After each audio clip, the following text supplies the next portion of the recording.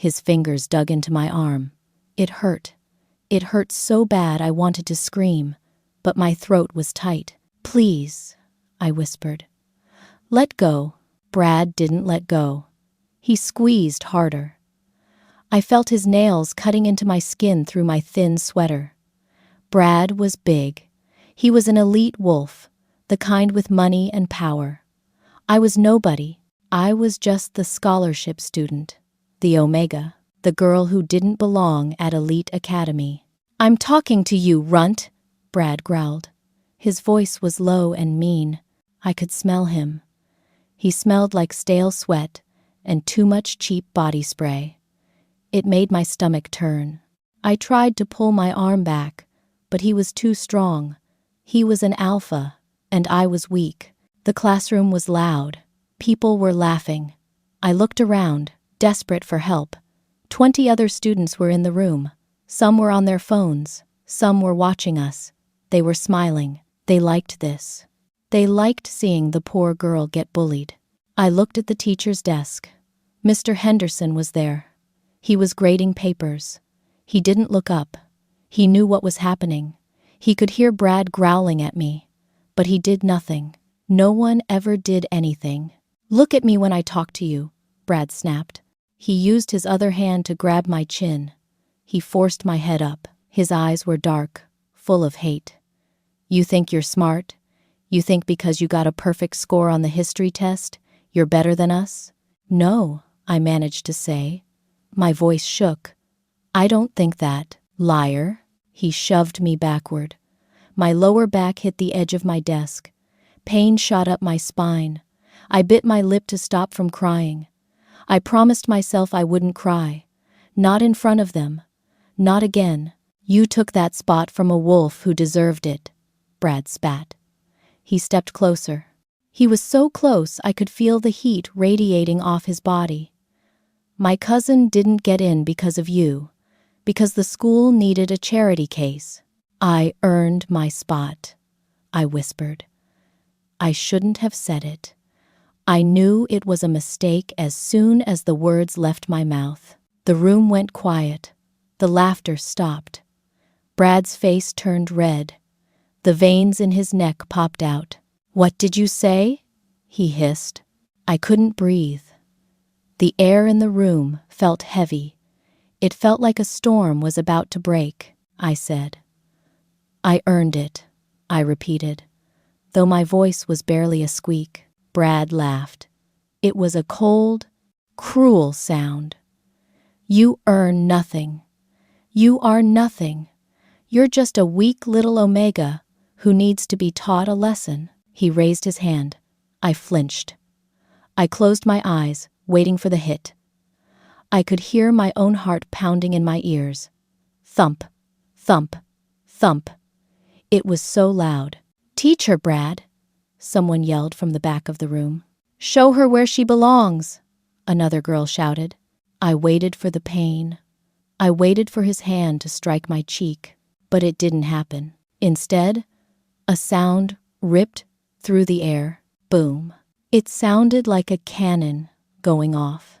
The heavy oak door of the classroom didn't just open.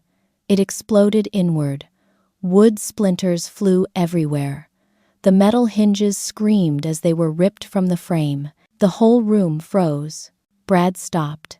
His hand was still in the air, inches from my face. He looked at the door. Everyone looked at the door. Silence. Complete, deadly silence. Then I heard footsteps. Clack, clack, clack. They were heavy steps. Slow, deliberate. The sound of expensive boots hitting the linoleum floor. A man walked in. He was huge. He was taller than Brad, broader than any football player at the school. He wore a black suit that looked like it cost more than my entire life. But he didn't look like a businessman. He looked like a warrior. He looked like a monster dressed in silk. It was Kale, the Alpha King. I stopped breathing. Why was he here? The king never came to the classrooms. He was supposed to be in meetings with the dean. He was supposed to be far away from people like me. He stopped in the middle of the room. The air changed instantly. The smell of stale sweat and cheap cologne vanished. It was replaced by something else. Something powerful, rain, cedar, and something darker, like smoke and blood. It was the most intoxicating smell in the world. It made my wolf whimper inside me, but it also terrified me. Kale didn't look at the teacher. He didn't look at the other students. He didn't look at me. He looked at Brad. Brad lowered his hand slowly. The bully was trembling. I could feel it. Brad was an alpha, but compared to the king, he was nothing. He was a puppy. "Your Majesty," Brad stuttered. His voice cracked. We were just joking around. It's just a game." Kale didn't speak. He just stared. Then I saw it. His eyes. They weren't their normal golden color. They were bleeding into red. Bright, glowing crimson. The color of violence. The color of a shift. A low sound started in Kale's chest. It was a growl. But it wasn't like Brad's growl. It wasn't loud or showy. It was deep. It vibrated through the floor. I could feel it in the soles of my shoes. It rattled the windows. Grrr! The hair on my arms stood up. "Get away from her," Kale said. His voice was terrifying. It was calm, but it was the calm before a hurricane. Brad stepped back. He held his hands up. "I wasn't going to hurt her, I swear. She was being disrespectful." "Disrespectful," Kale repeated. The word sounded like a curse. Kale took a step forward. He moved so fast I almost missed it. 1 second he was 10 feet away. The next second he was right in front of us. Brad tried to back up, but he tripped over a desk. Kale didn't stop. His suit jacket strained across his shoulders. I heard the sound of fabric tearing. Reep. His hands changed. His fingernails turned black and grew long. They turned into claws. Sharp, lethal claws. "You touched her," Kale whispered. Brad was pale. I didn't mean you touched her," Kale roared. The sound was deafening. Students screamed. Some scrambled under their desks. Kale lunged. He didn't punch Brad. He grabbed him. Kale's hand wrapped around Brad's throat. He lifted the bully off the ground like he weighed nothing. Brad kicked his legs, gasping for air. He clawed at Kale's arm. But Kale didn't even flinch. Kale turned and threw him. He literally threw him. Brad flew across the classroom. He smashed into the whiteboard on the far wall. Crash! The board cracked down the middle. Brad slid to the floor, groaning. He didn't get up. Chaos broke out. People were screaming. Chairs were scraping against the floor as students tried to get away from the king. "Everyone out!" Mr. Henderson yelled, his voice shaking. "Get out! Now!" Students ran for the broken door. They scrambled over each other to escape. They were terrified. They had never seen the king lose control like this. I couldn't move. I was frozen against my desk. My legs felt like jelly. I wanted to run, but my body wouldn't listen to me. I watched Kale. He was breathing hard. His chest heaved up and down.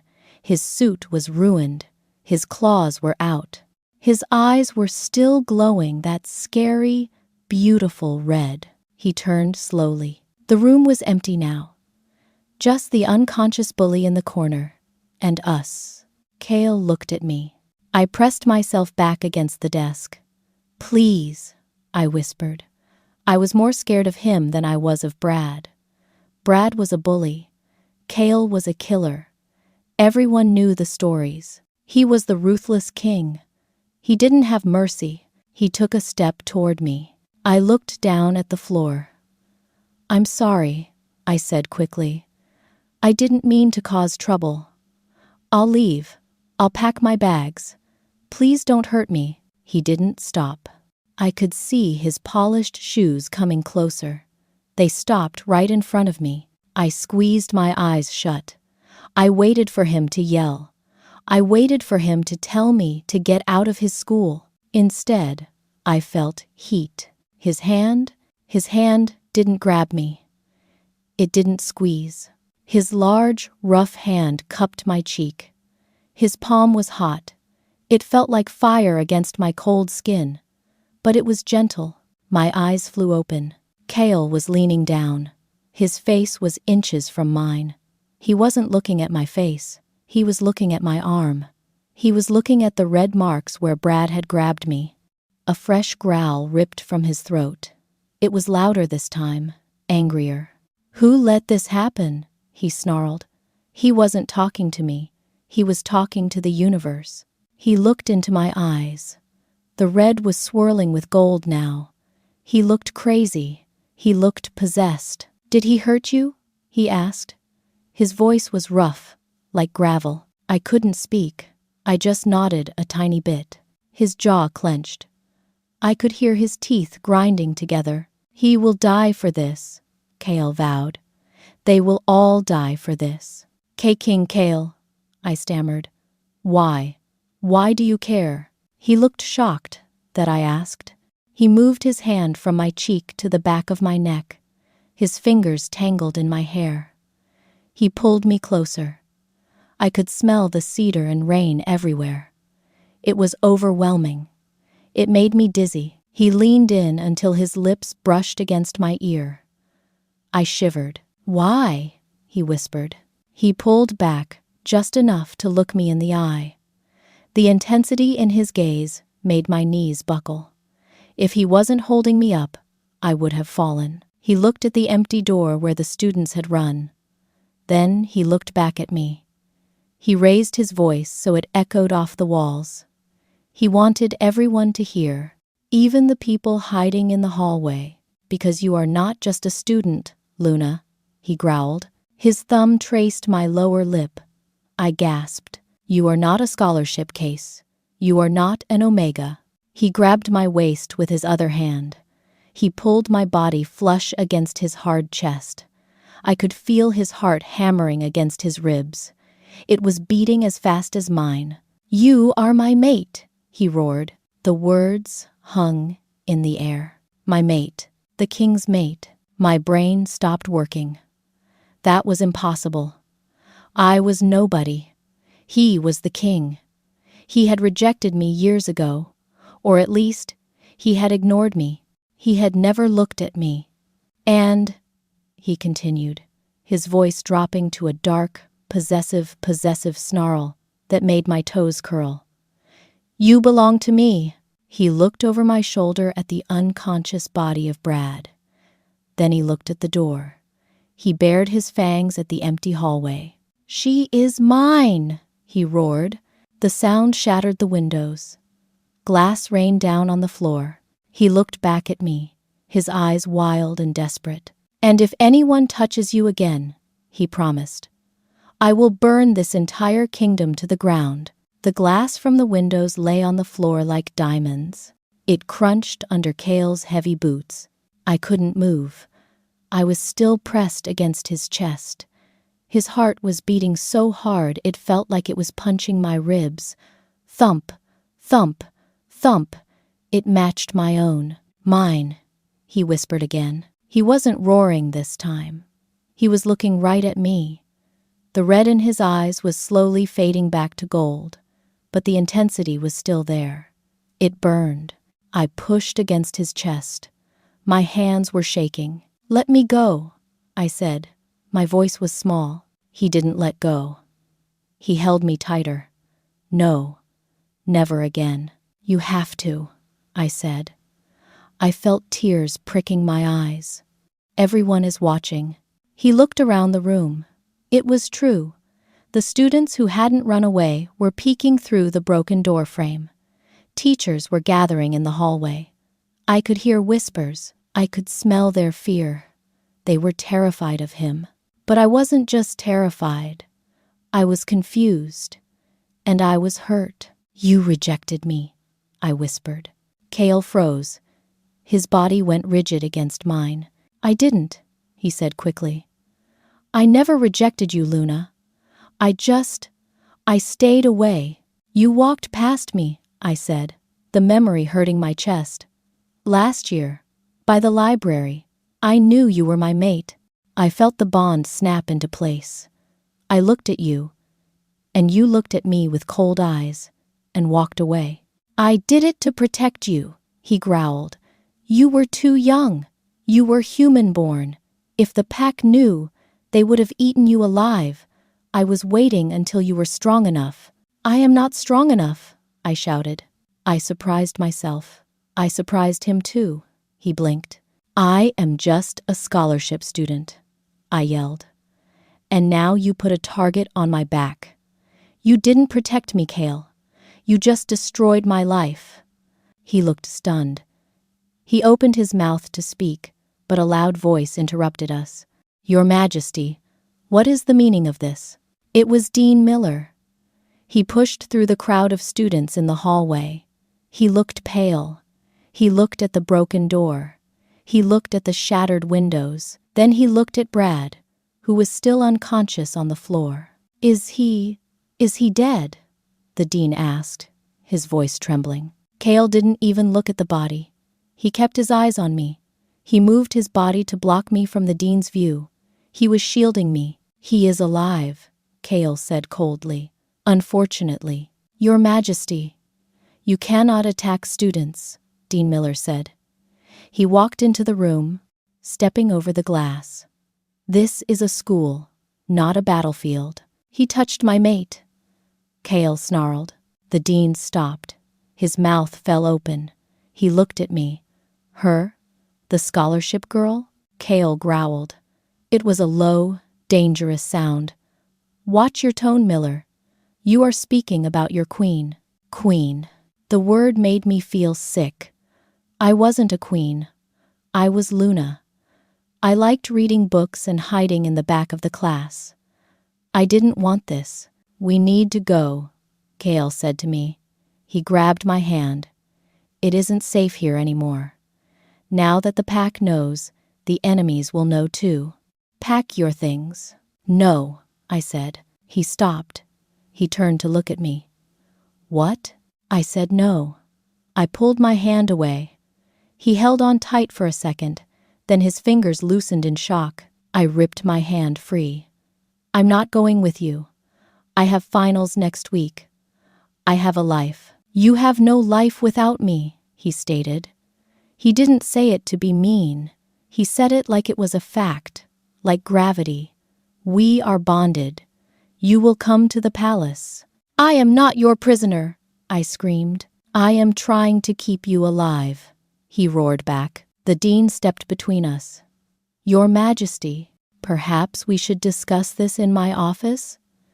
The girl is clearly in shock. She needs a doctor, not an abduction. Kale turned on the dean. Do not tell me what my mate needs. This was my chance. Kyle was distracted. He was facing the dean. His back was slightly turned to me. He was busy being the alpha king, barking orders and flashing his teeth. I didn't think. I just moved. I turned and ran. Luna, Kale shouted. I didn't stop. I scrambled over the broken door. I pushed past the teachers in the hallway. Stop her, Kale roared. Do not let her leave the building. I heard heavy footsteps behind me. But the hallway was crowded. Students were everywhere, trying to see what was happening. They became a wall. Move, I yelled. Please, move. I dove through the crowd. I was small. That was my only advantage. I could fit through gaps that Kale couldn't. I heard him crashing into people behind me. I heard him swearing. Luna, stop. I ran faster. My lungs burned. I sprinted down the main staircase. I took the steps 2 at a time. I almost tripped, but I grabbed the railing and swung myself around the corner. I needed to get to the dorms. The dorms were across the quad. It was raining outside. Of course it was raining. I burst out the front doors of the school. The cold air hit my face. The rain soaked my clothes instantly. I slipped on the wet pavement but caught my balance. I ran across the grass. I could hear howling behind me. Not human shouting, howling. He had shifted. Panic rose in my throat. He was chasing me. The king of all wolves was hunting me down like a rabbit. I reached my dorm building. I fumbled for my key card. My hands were shaking so bad I dropped it. Come on, I cried. I picked it up and swiped it. The light turned green. Beep. I yanked the door open and slammed it shut behind me. I locked it. Then I ran up the stairs to the 3rd floor. I didn't wait for the elevator. Elevators were slow. Elevators were traps. I got to room 304. My room. My safe place. I burst inside and locked the deadbolt. I leaned against the door, gasping for air. My chest hurt. My legs felt weak. I was safe. For a minute, but I knew I wasn't really safe. A locked door wouldn't stop Kale. He had just smashed a solid oak door into splinters. This cheap dorm door was like paper to him. I needed to leave. I needed to get off campus. I grabbed my duffel bag from under the bed. I didn't fold anything. I just started throwing things in. Clothes, a sweater, my laptop, my charger, my mother's necklace. Think, Luna, think. I whispered to myself. Where can you go? I had an aunt in the city. She was human. She didn't know about wolves. Maybe I could hide there. The scent of the city would hide me. Maybe. I zipped the bag. It was heavy. I heard tires screeching outside. I froze. I crept to the window. I pulled the curtain back just an inch. Down on the street, right in front of the dorm entrance, a line of black SUVs pulled up. They were huge. They had government plates. The doors opened. Men in black tactical gear jumped out. They weren't police. They were the King's Royal Guard. They had earpieces and guns. And then, the lead SUV opened. Kale stepped out. He was back in human form, but he looked worse than the wolf. He was soaking wet from the rain. His shirt was torn. His hair was plastered to his forehead. He looked up. He looked straight at my window. He knew. He could smell me. He pointed at the building. He didn't yell. He just gave a silent hand signal to his guards. Go. 4 guards ran toward the front door of my building. My heart stopped. They were coming up. They were coming to get me. I looked at the door of my room. Then I looked at the window. We were on the 3rd floor. It was too high to jump, but there was a fire escape. It was down the hall, through the bathroom window. I had maybe 30 seconds before they kicked my door down. I grabbed my bag. I grabbed my keys. I put my hand on the doorknob. Bang. The front door of the building downstairs slammed open. I heard heavy boots thundering up the stairs. 3rd floor, a guard shouted. Secure the target. The king wants her unharmed. Unharmed but contained, another voice yelled. I let go of the doorknob. I couldn't go out into the hall. They were already on the stairs. I was trapped. I backed away from the door. I looked around my room desperately. There was no way out. Then, my phone buzzed in my pocket. I pulled it out. It was a text message. Unknown number. I know where you are. I know you want to run from him. Check under your bed. There is a loose floorboard. Hurry. I stared at the screen. Who was this? Bang, bang. Fists pounded on my door. Luna, open the door. It was the guard. King Kale orders you to open this door. I dropped to my knees. I shoved my bed aside. I clawed at the floorboards. One of them was loose. I pried it up. There was a hole. It wasn't big enough to crawl through. It was just a hiding spot. Inside was a small silver box and a note. I grabbed the note. It had one sentence scrawled in messy red ink. If you want to be free, Go to the roof. Jump. We will catch you. Open the door, or we will break it down, the guard shouted. Crack. The wood frame around the lock splintered. I looked at the window. The roof was 1 floor up. I could climb the drain pipe outside my window to get there. But who was we? And why did they want me to jump? The door hinge snapped. I didn't have a choice. I threw the window open. The rain poured in. I threw my bag out first. Then I swung my leg over the sill. The door to my room crashed open. 3 guards burst in. She's at the window, one yelled. Grab her. I didn't look back. I grabbed the cold, wet drain pipe and pulled myself out into the storm. The metal drain pipe was freezing. It was slippery from the rain. I wrapped my arms around it and pulled myself up. My muscles burned. My sneakers squeaked against the wet brick wall. She's outside, a guard yelled from inside my room. Get to the window. I didn't look down. Looking down was a bad idea. I was 30 feet in the air. If I fell, I would break my legs. If I stayed, I would be Kale's prisoner. I reached up. My fingers clawed at the edge of the roof. The concrete was rough. It scraped my skin, but I didn't care. I kicked against the wall and hauled myself up. I rolled onto the flat, gravel roof of the dorm building. I lay there for a second, gasping for air. The rain pounded on my back. It soaked my clothes completely. I was shivering, but my adrenaline was so high I felt hot. Bang! The roof access door flew open. There she is. 2 guards ran out onto the roof. They had flashlights. The beams cut through the dark rain, searching for me. I scrambled to my feet. I ran to the other side of the building. This side faced the forest, the ancient woods. No students went in there. It was dark, deep, and dangerous. I looked over the edge. It was a long drop.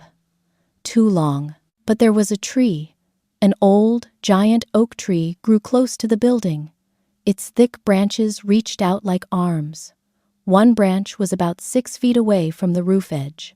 The text message said, "Jump. We will catch you." I looked down into the dark woods. I didn't see anyone. No safety net. No trampoline. Just shadows and trees. "Luna, stop." The guards were getting closer. Their heavy boots crunched on the gravel. I didn't think. I couldn't think. I took 3 steps back. I ran. And I jumped. For a second, I was flying. The air rushed past my ears. Then, I hit the tree. Crash. I slammed into the branches. Wood snapped. Leaves whipped my face. A sharp twig scratched my cheek. I tumbled down, hitting limb after limb. It hurt. It hurt a lot. But the branches slowed my fall. I hit the muddy ground with a thud. The wind was knocked out of me. I rolled onto my side, coughing. "She jumped!" a guard yelled from the roof, far above me. "She went into the woods." I forced myself to stand up. My ankle throbbed, but it wasn't broken. I grabbed my bag, which had landed nearby. I ran into the trees. The forest was pitch black. The only light came from the occasional flash of lightning. Thunder rumbled overhead, shaking the ground. I didn't know where I was going. I just needed to get away from the school, away from the SUVs, away from the king.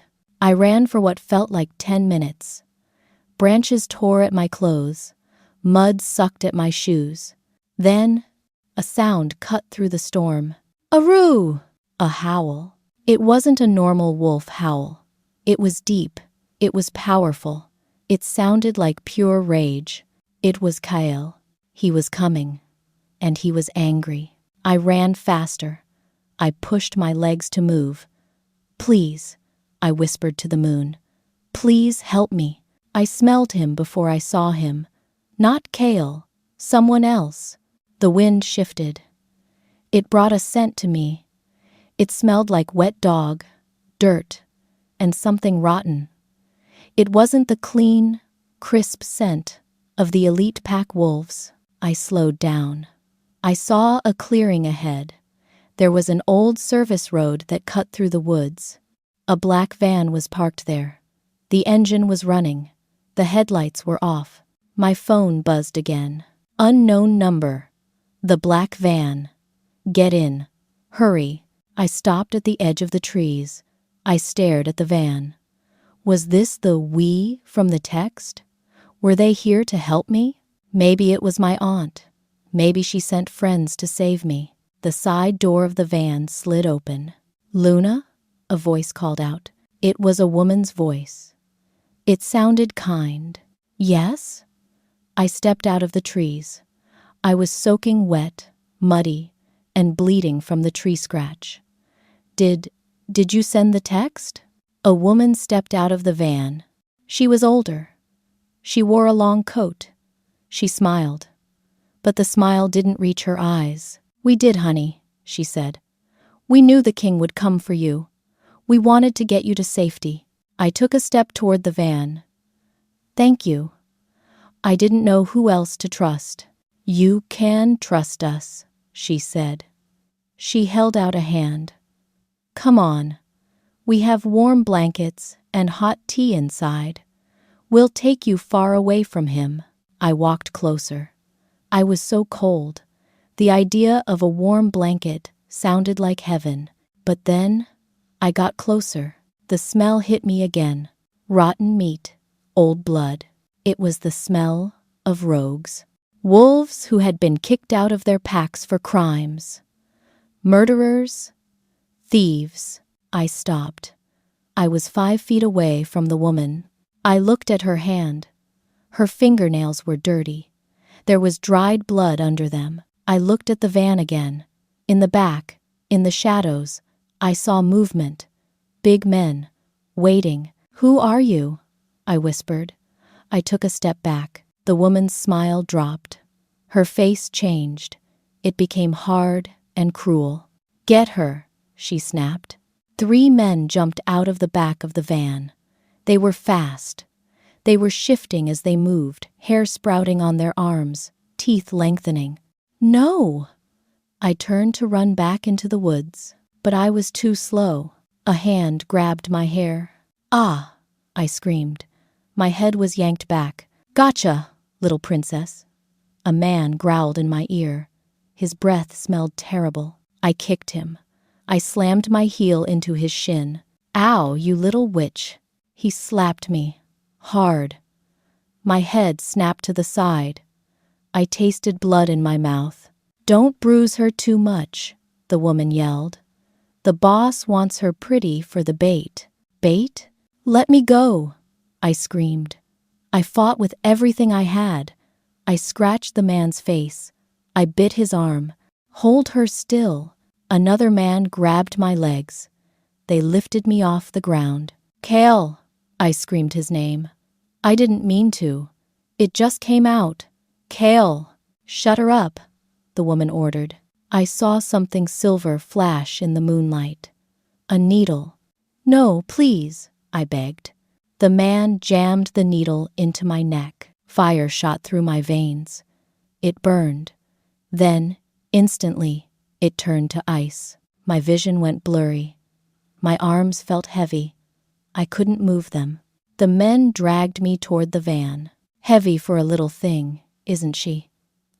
One of them laughed. "Just toss her in the back." They threw me onto the metal floor of the van. It was cold. I couldn't move my legs. I couldn't speak. The drug was working fast. I heard the door slam shut. The engine revved. I was trapped. I was going to disappear. My eyes started to close. I fought to keep them open. I could hear a sound in the distance. It was getting closer. Roar. It was a roar of pure fury. Trees were snapping. The ground was shaking. Kale. He was close. He was coming for me, but he was too late. I felt the van start to move. We were driving away. I closed my eyes. The darkness was pulling me down. I had one last bit of energy left, one tiny spark of wolf magic inside me. I focused on the bond I had tried to ignore for a year, the golden thread that connected my heart to his. I pulled on it. "Kale!" I screamed in my head. I felt him pause. I felt his shock. He heard me. For the first time, I opened the door to his mind. "Help me." The darkness took me. My head felt like it was splitting open. That was the first thing I noticed. A sharp, pounding pain right behind my eyes. The second thing I noticed was the smell. It smelled like gasoline and wet dog. I opened my eyes. My vision was blurry. The room was spinning. I blinked a few times, trying to focus. I was in a chair. My arms were pulled back. I tried to move them, but I couldn't. Rough ropes dug into my wrists. My ankles were tied to the chair legs. "She's awake," a voice said. It was a man's voice. Rough, scratchy. I looked up. I was in a warehouse. It was huge and empty. The windows were high up and covered in dirt. Moonlight filtered through the cracks, lighting up dust motes dancing in the air. 3 men stood in front of me. They were the ones from the van. They looked dirty. Their clothes were ripped. They looked like they had been living in the woods for weeks. The woman from the van was there too. She was sitting on a crate, sharpening a long knife. Shing, shing, shing. The sound grated on my nerves. "Where am I?" I croaked. My throat was dry. The woman didn't look up. "Nowhere special, honey. Just the end of the line." I pulled on the ropes. "Let me go. The king will come for me. You know he will." One of the men laughed. He stepped closer. He had a scar running down his cheek. "That's the point. Sweetheart, we want him to come. We're counting on it." He leaned down. He grabbed my chin and forced me to look at him. "You're just the cheese in the trap," he sneered. I jerked my head away. "He'll kill you. All of you." "Maybe," the scar-faced man said. "Or maybe we'll kill him. There are 20 of us here, and we have surprises for the Alpha King." He gestured to the shadows. More wolves stepped out. There were so many. They held chains, metal bars, and knives. Some of the weapons glinted with a dull, white shine. Silver. Pure silver. It was poison to wolves. If silver entered the bloodstream, it burned. It stopped us from healing. It could kill an alpha. Fear turned my blood to ice. They weren't just going to fight him. They were going to execute him. "You can't," I whispered. "Please." "Too late," the woman said. She stood up. She walked over to me and pointed the knife at my throat. "He's already here." I froze. I listened. At first, I heard nothing. Just the wind rattling the metal roof. Then I felt it. Thump. A vibration in the concrete floor. Thump. Thump. It was rhythmic, like footsteps, but heavy, very heavy. The rogues stopped laughing. They gripped their weapons tighter. The scar-faced man sniffed the air. "He's outside," he whispered. "Get ready." The woman pressed the knife against my skin. It stung. "Scream," she ordered. "Make sure he knows exactly where to find us." I clamped my mouth shut. I wouldn't help them. She slapped me. I said, "Scream." I didn't scream, but I did gasp, and that was enough. Boom. The metal wall of the warehouse didn't just bend. It disintegrated. A sheet of corrugated metal flew across the room like a piece of paper. It sliced through the air and embedded itself in the floor. Dust and debris filled the air. Through the hole in the wall, a monster stepped in. It was a wolf. But it wasn't like the rogues. This wolf was massive. He stood nearly as tall as a horse at the shoulder. His fur was pitch black, darker than the shadows. His eyes were two glowing pools of molten red lava. Kale. He opened his jaws and let out a roar that shook the building. It was so loud I felt it in my teeth. It was a challenge, a promise of death. "Kill him!" the scar-faced man yelled. "Attack!" The rogues charged. It was chaos. Kale didn't wait. He launched himself into the air. He was a blur of black fur and teeth. He hit the first two wolves before they could even shift. Snap! He bit through the first man's arm. He swiped the second one with his claws, sending him flying into a pile of crates. The other rogues shifted. Bones cracked and reshaped as they turned into wolves. Gray wolves, brown wolves, mangy wolves. They swarmed Kyle like angry ants. I watched in horror. Kale was big, but there were too many of them. 3 wolves jumped on his back. They bit at his neck. Kale shook them off like water. He spun around, his tail whipping through the air. He grabbed a gray wolf by the throat and tossed it aside. "Use the silver!" the woman screamed. She was still standing near me, watching the fight. She looked terrified, but excited.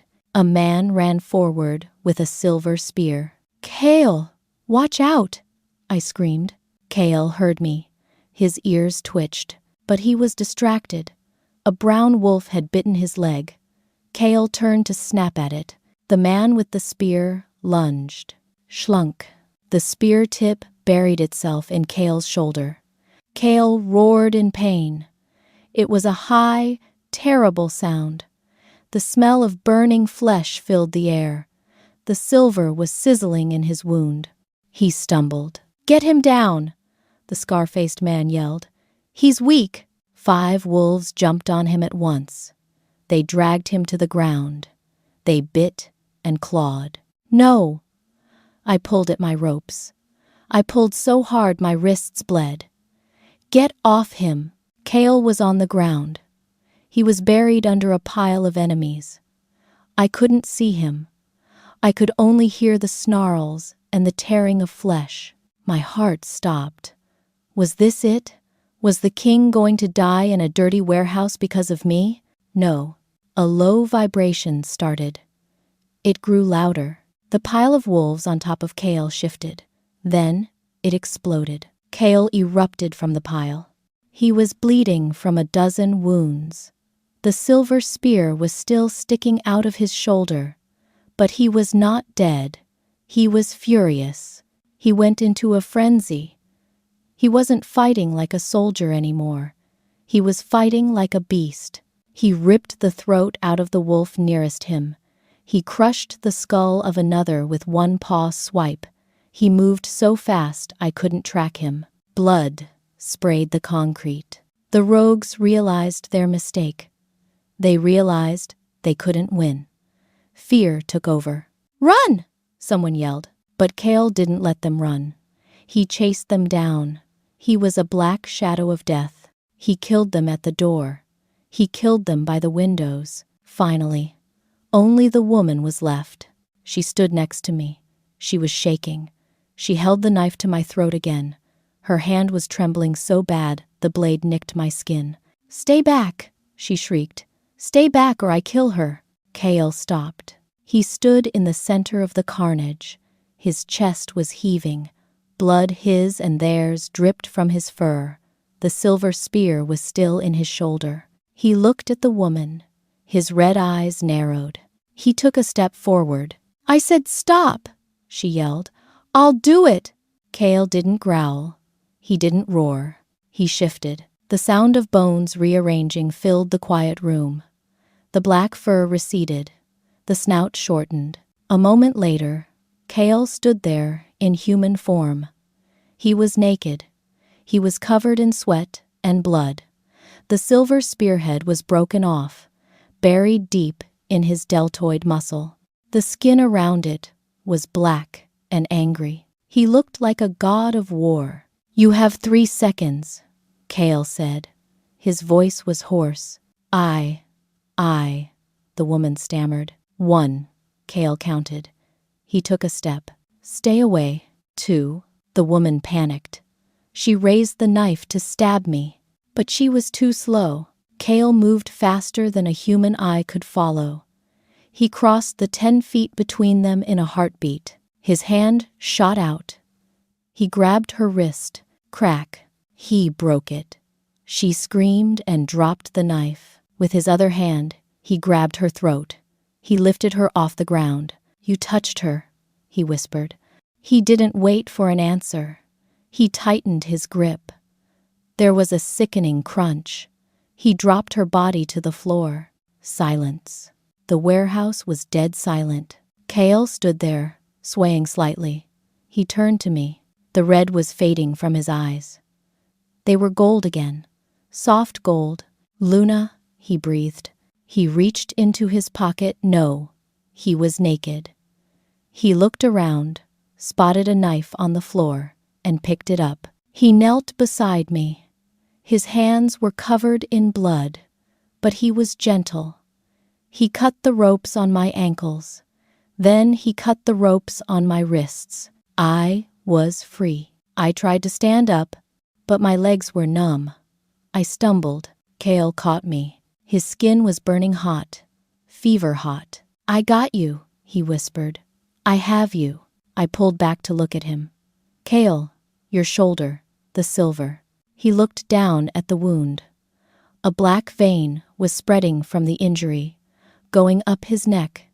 Silver poisoning. It moved fast. It's fine, he grunted. We need to go. More might be coming. He tried to stand up straight. He took one step toward the exit. Then he stumbled. Kale? He blinked. His eyes were losing focus. Luna, stay close. Kale, you're hurt. I grabbed his arm to steady him. He was heavy.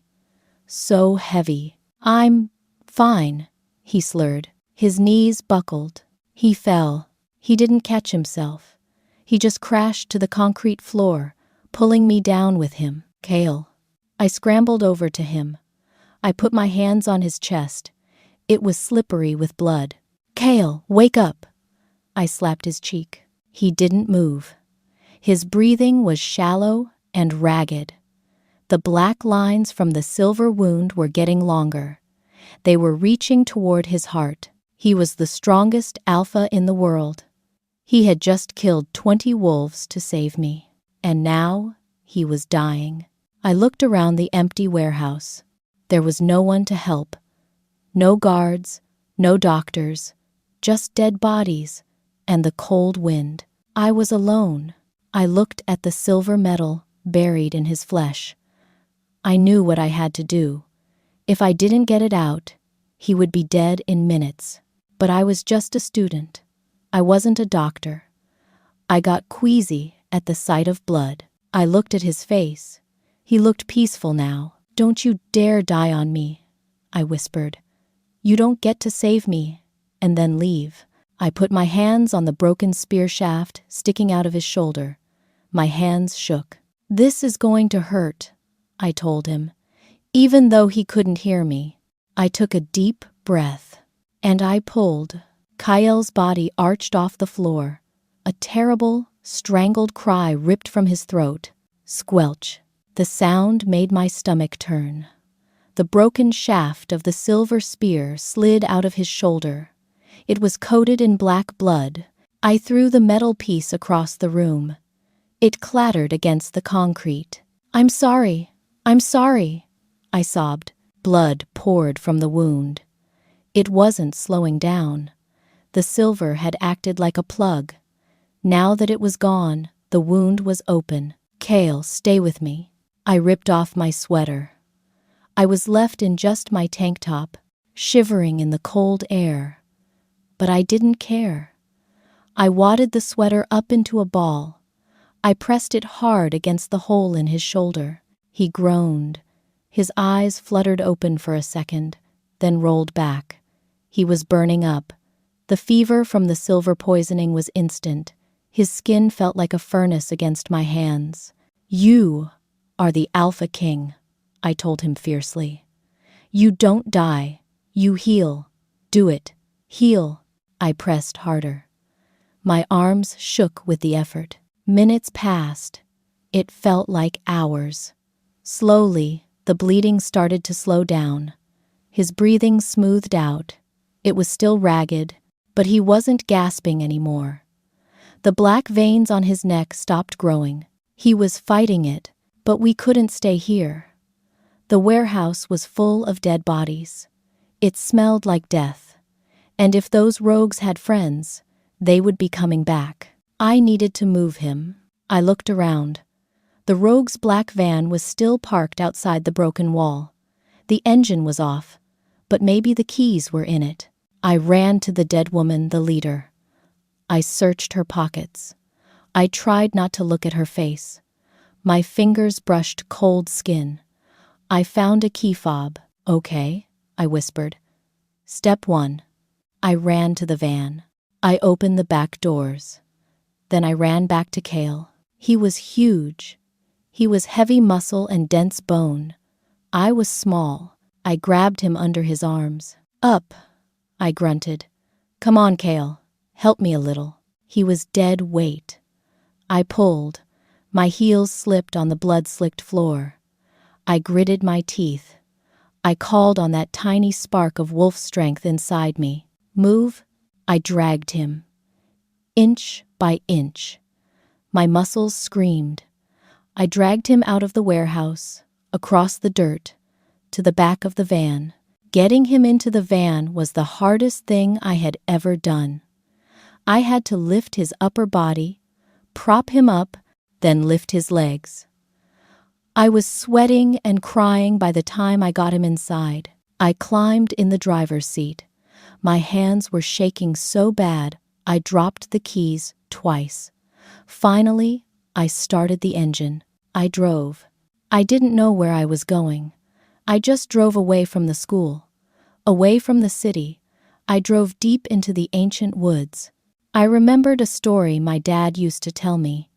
He said there were old hunting cabins in the North Woods, places where wolves used to stay during the Great Wars. I drove until the road turned into gravel, then dirt. The trees were thick here. They blocked out the moon. Finally, I saw a shape in the headlights. A small log cabin. It looked abandoned. The roof was covered in moss. Please be empty, I prayed. I stopped the van. I grabbed a flashlight from the glove box and checked the cabin. It was dusty and smelled like old pine needles. But it was dry. There was a fireplace, a lumpy couch. It was perfect. I went back to the van. The process of getting Cale out was faster because gravity helped. I basically let him slide out of the back. I caught him mostly and dragged him into the cabin. I hauled him onto the couch. He didn't wake up. I collapsed on the floor next to him. I couldn't move. I lay there for 10 minutes, just staring at the ceiling, listening to the wind howl outside. 3 hours later, the cabin was warm. I had found some dry wood outside and started a fire in the stone fireplace. The light danced on the log walls. I had found a first aid kit in the van. It wasn't much, but it had bandages and antiseptic. I sat on the edge of the couch. Cale was still unconscious. I had cleaned the blood off his chest with a wet rag. Now that the panic was gone, I could really look at him. He was beautiful, in a scary, intense way. His face was sharp angles and strong jaw. Even in his sleep, he looked like he was giving orders. There was a scar above his eyebrow I had never noticed before. I looked at his shoulder. The wound was ugly, but it was closing. The black veins were gone. His alpha blood was winning. I touched his forehead. The fever had broken. He was just sleeping now. I felt a lump in my throat. He had come for me. I remembered the way he looked in the classroom. She is mine. I remembered the way he fought in the warehouse. He took on 20 wolves alone. He took a silver spear to the shoulder and kept fighting. He killed them all to keep them away from me. Why? If he cared this much, why did he ignore me for a whole year? Why did he let people bully me? Why did he let me think I was worthless? It didn't make sense. I was angry at him. I was furious, but I was also grateful. He saved my life. I sighed and leaned back in the dusty armchair I had pulled up to the couch. My eyes felt heavy. I watched the rise and fall of his chest. Just close your eyes for a second, Luna, I told myself. I drifted off. I woke up to a sound, a groan. I jerked awake. The fire had burned down to embers. The room was dim. Kale was moving.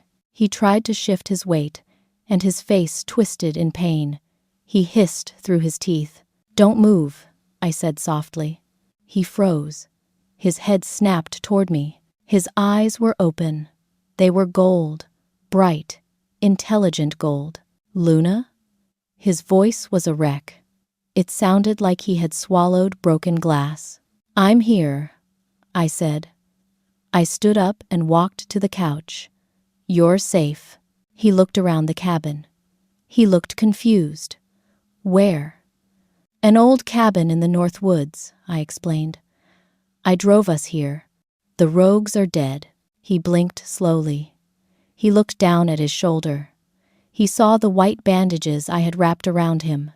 He saw the clean skin where I had washed the blood away. He looked back at me. His gaze was intense. It made me feel exposed. "You," he rasped. "You pulled the silver out." I nodded. "You were dying. You saved me. You saved me first," I pointed out. He tried to sit up again. This time, he managed to push himself up on his good arm. The blanket fell to his waist. His chest was bare. "Water," he whispered. I grabbed the bottle of water I had taken from the van. I unscrewed the cap and handed it to him. His hand was shaking too much to hold it. I sighed. "Here." I held the bottle to his lips. He drank greedily. Water spilled down his chin and onto his chest. He finished the whole bottle in 10 seconds. He leaned back against the cushions, breathing hard. "Thank you," he said. It was the first time I had ever heard the Alpha King say thank you. We sat in silence for a moment. The fire crackled. "Why?" I asked. I didn't mean to ask it yet. I wanted to wait until he was stronger. But the question burned in my chest. He looked at me. "Why what?" "Why did you act like I didn't exist?" I asked. My voice trembled. "For a year, Kyle. You walked past me in the halls. You saw me eating lunch alone. You knew I was your mate. I know you knew. And you did nothing." He looked away. He looked into the dying fire. A shadow crossed his face. "I couldn't," he said quietly. "Why?" I demanded. "Because I'm not good enough? Because I'm poor? No." He looked back at me, his eyes flashing. "Because you were the target." "What?" "My enemies are everywhere, Luna," he said. His voice was urgent. "The rogues, the rebellious packs, my own uncle, they all want the throne. They have been trying to find a weakness in me for years." He reached out. He took my hand. His skin was rough, but his touch was gentle. "A mate is a weakness," he explained. "If they knew about you, if they knew how much I wanted you, they would have come for you immediately. Just like those rogues did today." I stared at him. "So you ignored me?" "I tried to make everyone think you didn't matter," he said. "I thought if I stayed away, you would be safe. I thought I could wait until you graduated, until I had killed all my enemies. Then I could claim you properly." He squeezed my hand. "It was the hardest thing I have ever done," he whispered. "Every day I smelled you.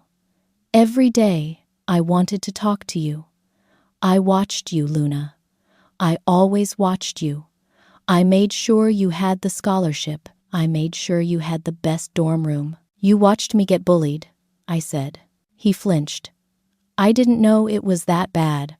I told the teachers to keep an eye on you. I thought they were handling it. They didn't, I said.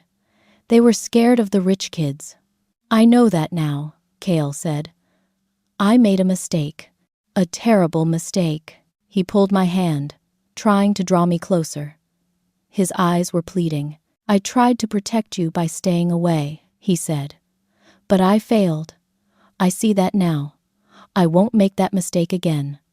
From now on, you are by my side. Every second. I will never let anyone touch you again.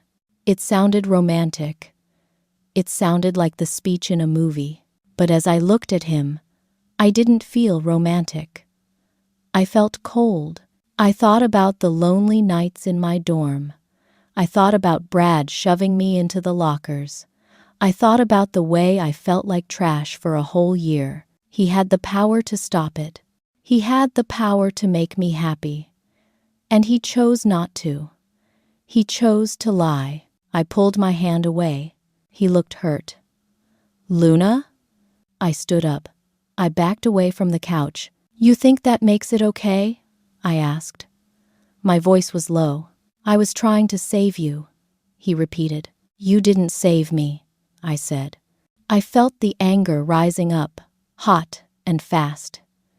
You used me as a pawn. You decided what was best for me without asking me. You let me live in fear because it was convenient for your politics. It wasn't convenient, he argued. It was torture for me. For you? I laughed. It was a bitter sound. You were the king. You had everything. I had nothing. I had no friends. I had no pack. I had nothing because of you. I walked to the door of the cabin. I needed air. The room felt too small. Luna, wait. He tried to get up, but he winced and fell back. He was still too weak. I put my hand on the latch. You say you want to protect me, I said, looking back at him. But you are the reason I'm in danger. The rogues came for me because I'm your mate. You didn't protect me, Kale. You put a target on my back. I can fix it, he said desperately. I don't want you to fix it, I said. I just want to go home. You can't go home, he said. His voice turned hard again. The alpha tone was slipping back in. You are mine. You stay where I stay. I opened the door. The cold wind hit my face. I hate you, I whispered. I didn't know if I meant it, but I wanted to hurt him. I wanted him to feel the pain I had felt for a year. I stepped out onto the porch.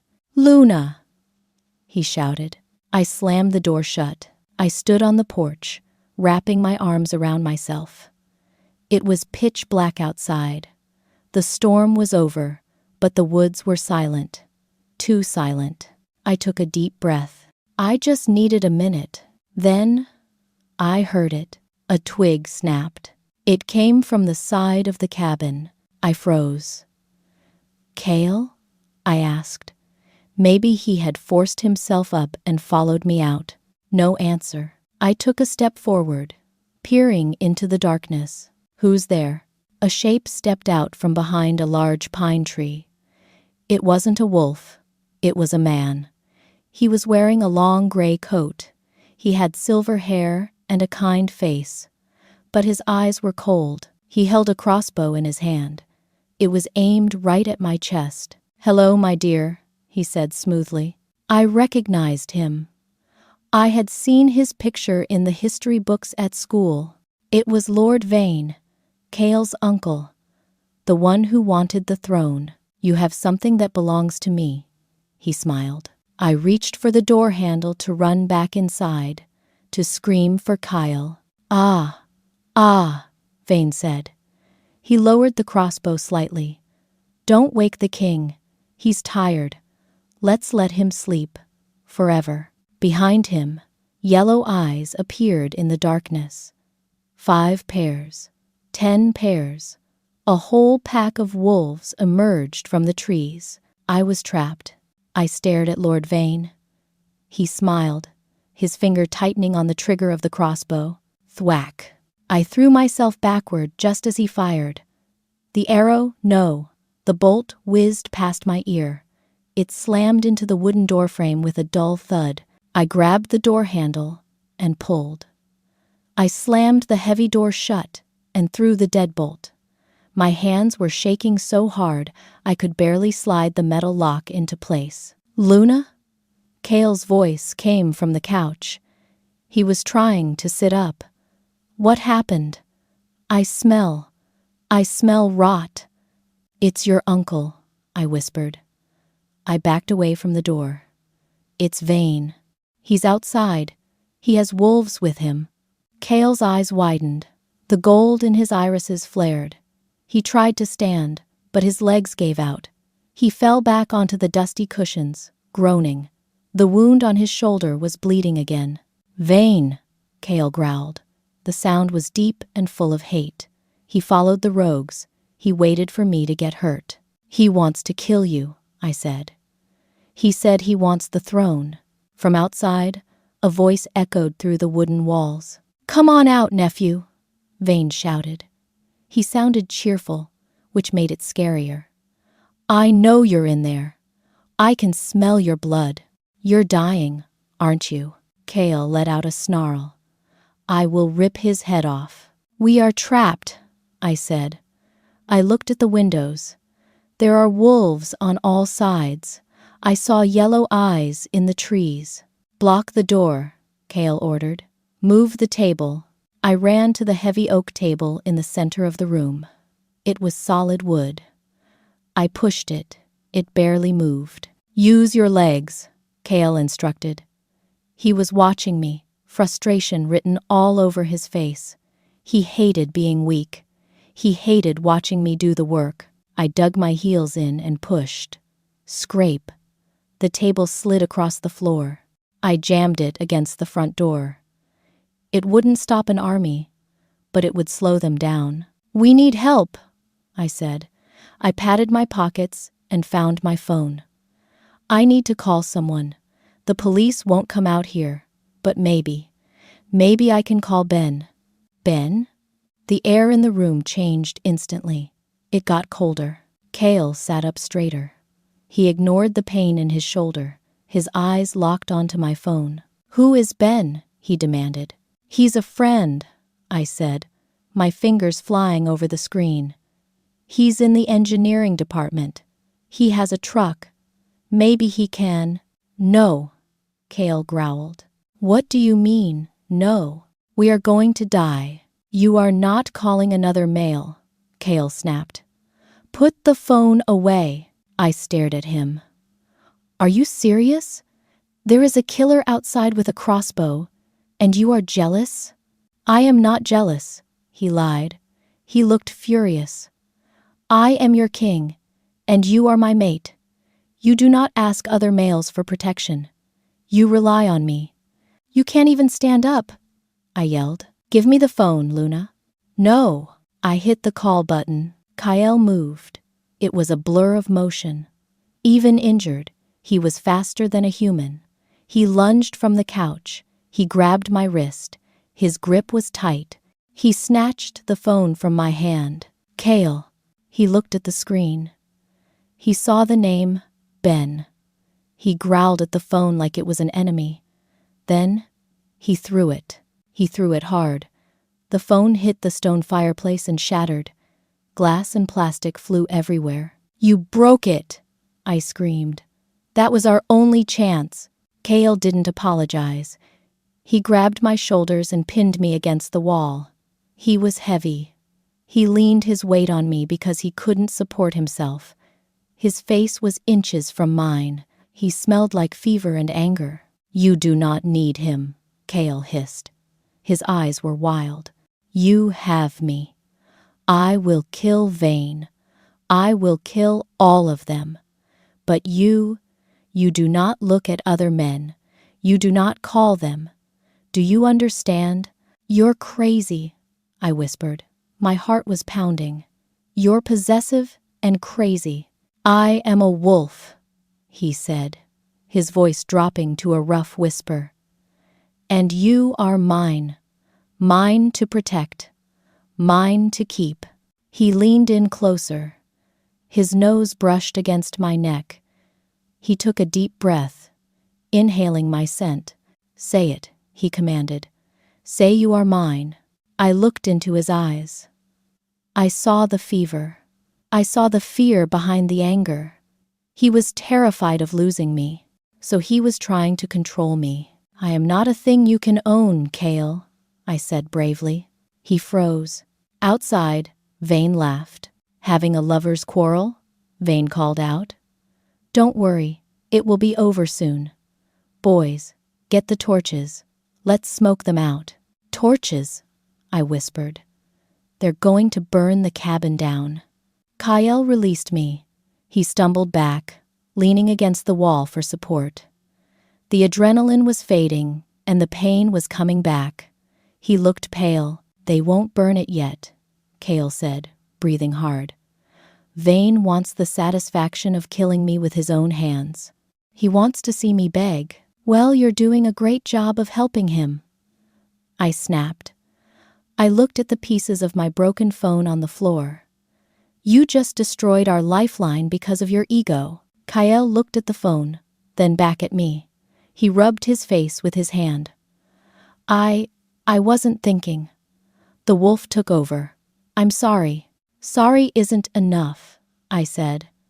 The fear was turning into anger. "It's never enough with you." I walked over to the window and peeked through a crack in the shutters. I could see torches flickering in the woods. They were circling us. "You know," I said, my voice shaking, "I used to dream about you. Before the rejection." Kael looked up. "You did?" "Yes. I saw the king, the strongest alpha. I thought, if I was his mate, I would be safe. I would be loved." I laughed bitterly. "But the reality is different. You are a bully, Kael. Just like Brad. Just like everyone else at that school." "I am nothing like them," Kael argued weakly. "Yes, you are," I screamed. I turned to face him. Tears were running down my face. "You make decisions for me. You tell me who I can talk to. You ignore me for a year to protect me, but you never asked what I wanted. You left me alone. Do you know how hard that was? Do you know how much I cried?" Kael stared at me. He looked struck. He looked like I had slapped him. "I didn't know," he whispered. "You didn't care to know," I yelled. "You treat me like a possession. She is mine. That's all you say. But you don't know me. You don't know my favorite color. You don't know that I'm scared of thunder. You just know I'm your mate." The room went silent. The fire popped in the hearth. Kael slowly sank to the floor. He sat with his back against the wall, his legs stretched out. He looked defeated, not by Vane, but by me. "Blue," he said softly. I blinked. "What?" "Your favorite color is blue," he said. He didn't look at me. "Like the sky in the morning. And you hate coffee. You only drink tea with 2 sugars. And when you study, you chew on the end of your pen until it breaks." I stared at him. My mouth opened slightly. "How?" "I told you." He looked up, his golden eyes sad. "I watched you. Every day. I know everything about you, Luna. I know you're kind. I know you help the freshmen find their classes. I know you save spiders instead of killing them." He let out a shaky breath. "I didn't ignore you because I didn't care," he said. "I ignored you because I cared too much. I knew if I touched you, if I even said hello, I wouldn't be able to let you go. And I knew I brought danger." He gestured to the window. "And I was right. Look where we are." My anger deflated. It just left me feeling tired. I walked over and sat down next to him on the floor. I didn't touch him, but I was close. "You're an idiot," I said softly. A small smile touched his lips. "I know. You should have told me," I said. "We could have figured it out together." "I know," he repeated. He turned his head to look at me. I was arrogant. I thought I could control everything. I thought I could be the perfect king. He reached out his hand. This time, he didn't grab me. He just laid his hand on the floor between us, palm up. An invitation. "I am sorry, Luna," he said. His voice was thick with emotion. "I failed you. But if we get out of this, I promise I will spend the rest of my life making it up to you. I will not be your owner. I will be your partner." I looked at his hand. It was large, scarred, and strong. I slowly placed my hand in his. His fingers closed around mine instantly. Warmth shot up my arm. The mate bond flared in my chest. It wasn't scary this time. It felt like coming home. He pulled my hand to his lips and kissed my knuckles. "My queen," he whispered. For a moment, the world stopped. There was no Vane, no wolves, no danger, just him and me. I leaned forward. He leaned forward. His eyes dropped to my lips. "Kale," I breathed. Crash. The moment shattered. The window behind us exploded. Glass flew across the room. A heavy canister clattered onto the floor. It hissed. Thick, gray smoke started pouring out of it. "Wolfsbane!" Kale coughed. He pulled his shirt up over his nose. "Don't breathe it." "The door!" I yelled. Boom. Something massive hit the front door. The table I had used as a barricade slid 2 feet. Boom. They were using a battering ram. Or maybe just a very large wolf. "They're coming in," Kale said. He struggled to his feet. He swayed, but he didn't fall. He grabbed the iron poker from the fireplace. It was his only weapon. He looked at me. His eyes were fierce. "Get behind me," he ordered. "Stay close." Crack. The wooden door splintered down the middle. One of the hinges snapped off. Through the gap in the wood, I saw a face. It was Vane. He was smiling. "Knock, knock," Vane said. The door exploded inward. The table flipped over. 5 wolves rushed into the cabin, teeth bared. Vane walked in behind them, holding a silver knife. Kale roared. It was a sound of pure defiance. He stepped in front of me, raising the iron poker. "Touch her," Kale snarled, "and you die." The cabin was full of smoke. It burned my eyes and throat. I coughed, trying to stay low. "Get them," Vane shouted. 2 wolves lunged at Kale. Kale didn't back down. He swung the heavy iron fireplace poker. Clang. He hit the first wolf in the ribs. The wolf yelped and scrambled back, but the second wolf bit Kale's leg. Kale roared. He kicked the wolf in the face, sending it flying into the wall. He was fighting like a demon, but he was slowing down. His shoulder was bleeding again. The bandage was soaked red. He was pale and sweating. "Luna!" Kale yelled. He didn't look at me. He kept his eyes on the enemies. "The rug! Move the rug!" I looked down. There was a dirty woven rug near the kitchen area.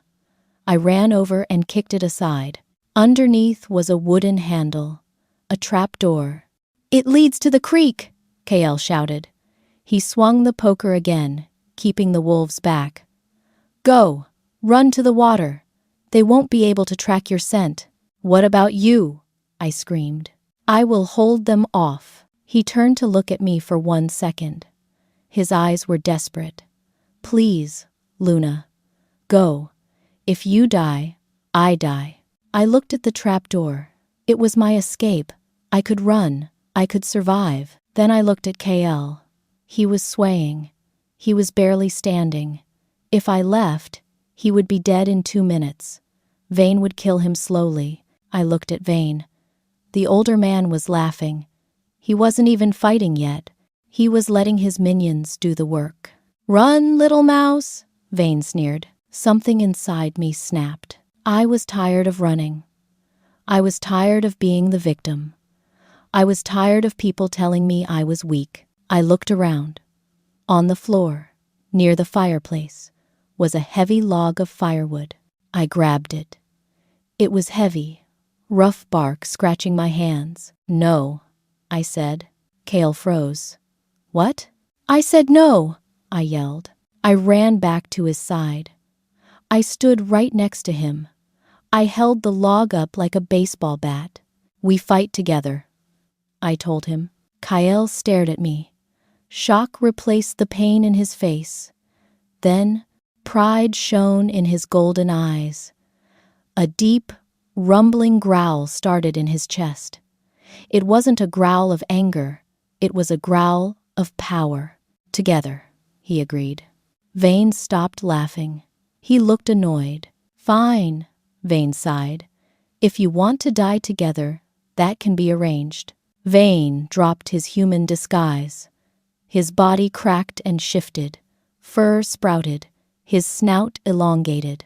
In seconds, a massive gray wolf stood in the doorway.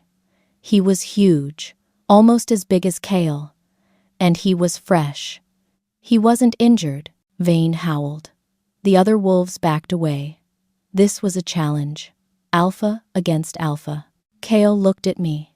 "Stay behind me. Watch my back." He dropped the poker. He didn't need it anymore. Cale shifted. It was messy. He was hurt, so the shift was slow and painful. But he did it. The black wolf exploded from his human form. He shook his massive head, spraying blood. The black wolf snarled at the gray wolf. The final battle had begun. The cabin was too small for two monsters. Vane lunged. Cale met him in the air. Crash! They slammed into the wall. The timber cracked. Pictures fell off the shelves. It was a blur of teeth and fur. They were biting, clawing, and tearing at each other. It was loud. The sound of snapping bones and wet, tearing noises filled the room. I stood in the corner, clutching my log. My heart was hammering against my ribs. Cale was losing. I could see it. He was slower than usual. He was favoring his bad shoulder. Vane knew it too. The gray wolf kept biting at Cale's wound, ripping the healing skin open. Cale yelped. He stumbled. Vane slammed his body into Cale, knocking him into the fireplace. Cale fell into the hot ashes. He scrambled to get up, but Vane was on top of him instantly. Vane pinned Cale down. The gray wolf's jaws clamped around Cale's throat. Cale thrashed. He clawed at Vane's belly, but he couldn't get free. Vane was squeezing. He was crushing Cale's windpipe. Cale's eyes started to close. "No!" I screamed. I didn't think. I just acted. I ran forward. I raised the heavy log high above my head. "Get off him!" I brought the log down with all my strength. Thwack! I hit Vane right on the top of his head. The wood shattered. Splinters flew everywhere. Vane howled in surprise. He let go of Cale's throat and stumbled sideways, dizzy. He turned his massive head toward me. His yellow eyes were full of murder. He growled, baring teeth that looked like daggers. He crouched, getting ready to pounce on me. I froze. I had no weapon left. I was going to die, but I had bought Cale 1 second. And 1 second was all the king needed. Cale recovered. He saw Vane threatening me. The black wolf went insane. He didn't just attack. He exploded. He lunged from the fireplace ash like a missile. He hit Vane from the side. Cale's jaws opened wide. He bit down on the back of Vane's neck. There was a loud crunch. Vane's legs went stiff. Then he went limp. Cale didn't let go. He shook his head violently, ripping and tearing. He threw Vane's body across the room. It hit the wall and slid down, lifeless. The other wolves, Vane's minions, whimpered. They saw their leader dead. They dropped their tails between their legs. They bowed their heads, submitting to the true alpha. But Kale wasn't done. He was panting. Foam dripped from his mouth.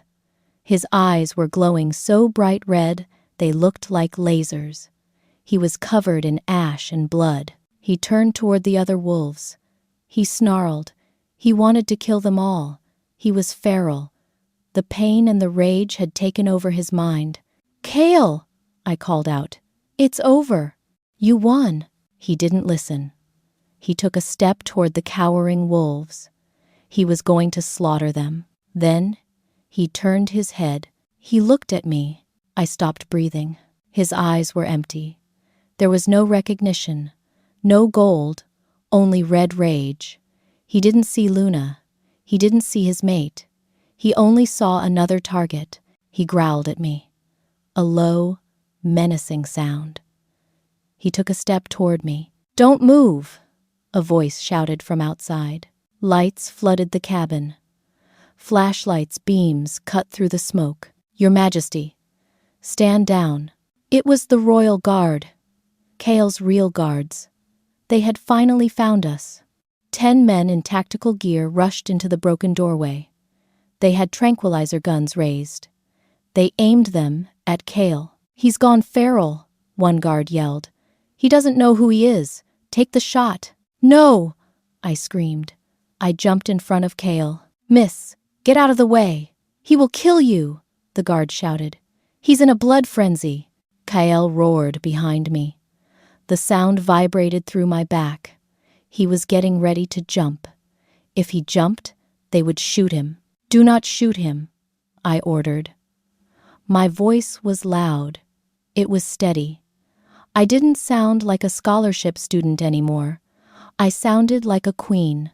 The guards hesitated. I turned around. I faced the monster. Kale was huge. His teeth were bared. He was dripping with blood. He looked like a nightmare. I took a step closer to him. "Kale," I whispered. He snapped his jaws at me. Snap. He was warning me to stay back. I didn't stay back. I took another step. "I know you're in there," I said. My voice shook a little, but I kept going. "I know you can hear me." I reached out my hand. "Miss, don't!" the guard yelled. I ignored him. I put my hand right in front of Kale's nose. One bite, and I would lose my arm. Kale froze. He stopped growling. He sniffed. The smell of rain, the smell of cedar, the smell of me. "You are not a monster," I told him. "You are my mate." I pressed my palm against his wet, furry snout. A shiver went through his massive body. He blinked. Slowly, the red drained from his eyes. The gold came back. The intelligence returned. He let out a soft whine. He nudged his head against my hand. Then the shift took him. His bones cracked and reshaped. The fur vanished. Kale collapsed into my arms in his human form. He was heavy, but I held him. We sank to the floor together. "Luna," he rasped. "You stayed." "I stayed," I whispered, stroking his hair. "I'm not going anywhere." 1 week later. The hallway of the university was crowded. It was Monday morning, but today it was quiet. I walked through the front doors. I wasn't wearing my oversized hoodie. I was wearing a blue dress. I wasn't walking alone. Kale walked beside me. He was wearing a fresh black suit. His arm was in a sling, but he still looked powerful. He looked dangerous, but he wasn't looking at his phone. He wasn't looking at the floor. He was looking at me. His good hand was wrapped tightly around mine. Students parted like the Red Sea. They stared. Jaws dropped. We walked past the spot where Brad had bullied me. Brad wasn't there. He had been expelled and banished from the territory. We stopped in the middle of the hallway. Kale turned to me. He ignored everyone else. "Are you okay?" he asked softly. "Is this too much?" "I'm okay," I smiled. As long as you're here. He lifted my hand to his lips. He kissed my fingers, right there in front of the whole school. I am sorry for the lost time, he said, loud enough for people to hear. I was a fool. I thought I could live without you. He looked at the crowd. His eyes flashed gold. A warning. This is Luna, he announced. His voice echoed off the lockers.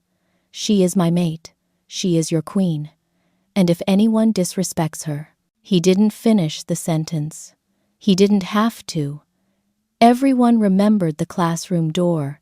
Everyone remembered the roar. He looked back at me, his eyes soft and full of love.